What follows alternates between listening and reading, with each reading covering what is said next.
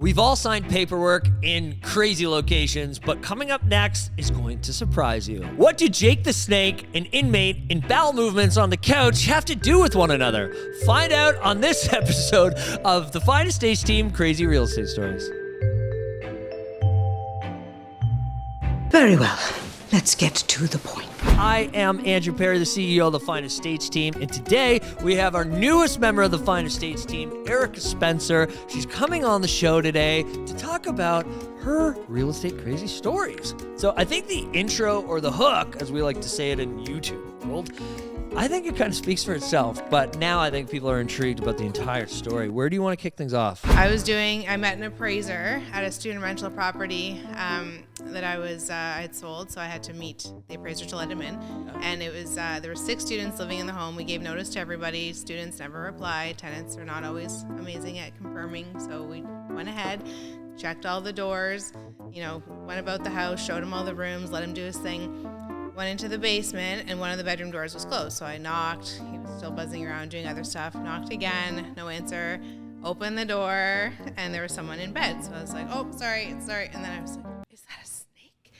So the person was lying in bed naked with a cobra snake, like a big, I don't know, like a big curly, long, big, like the snakes that you see on people's necks. The yellow one? I don't know what color it was, Andrew. There was a lot going on at the time. I just saw a large reptile in bed with a naked man. Yeah. So we shut the door and gave him some time to put the snakes away.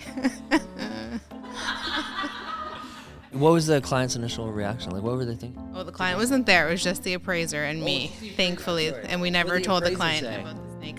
He'd seen a lot. I've met the guy a few times before, and he was just like, yeah, just give the guy a minute. Like, you're not even appalled by the situation. He was. Where, you don't have to say the address, but what town was this? St. Catharines, a nice area of St. Catharines too. I've had a snake story, but it's not as good as that. I knew the snake was there, but I went in and the seller asked me if I wanted to hold it. I said, absolutely not.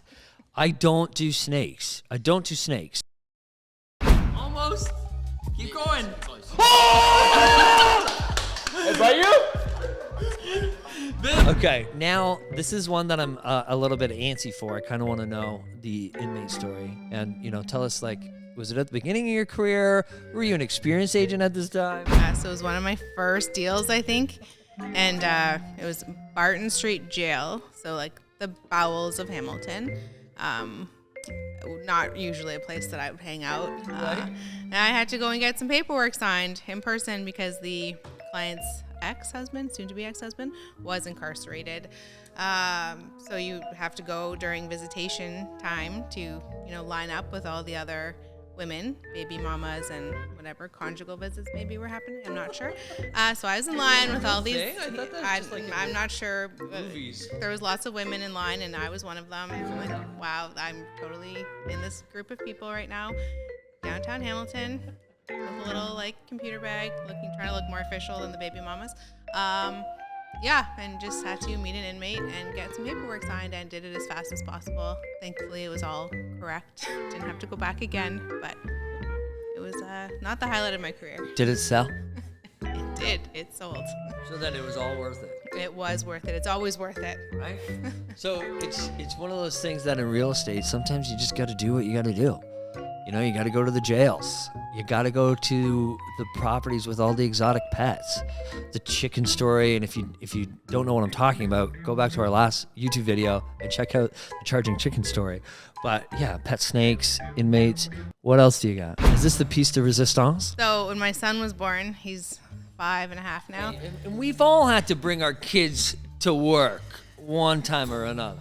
Well, I brought him all the time. I took about a 2-hour maternity leave.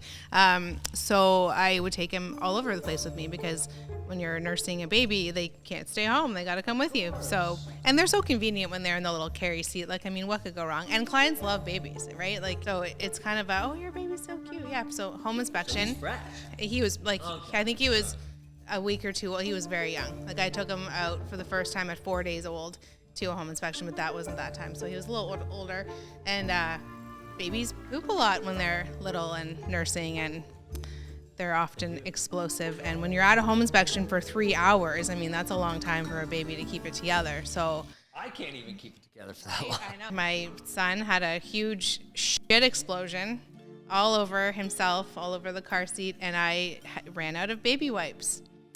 So there was a lot of shit in a lot of places, and the clients were there for that one, so that was not super awesome.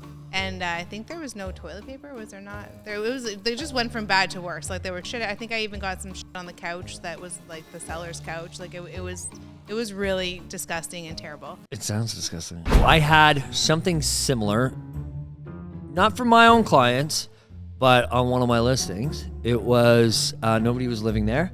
So the water, the hydro, everything was shut off. And some agent or client, I never got the right answer, decided to use the bathroom. And it was not pretty, let's just say that. And they couldn't flush the toilet. There was no toilet paper in there anyway, so I don't know what their whole thought process was. But yeah, we didn't get the feedback form signed by them. Let's just say that. Anyway, guys, that's another episode of the Fine Estates team's crazy real estate stories. If you want to book a showing or a listing appointment with Erica, we're going to leave the direct links in the comment section. Again, no crazies. We've had enough. If you've seen this series, we deal with a lot, all right?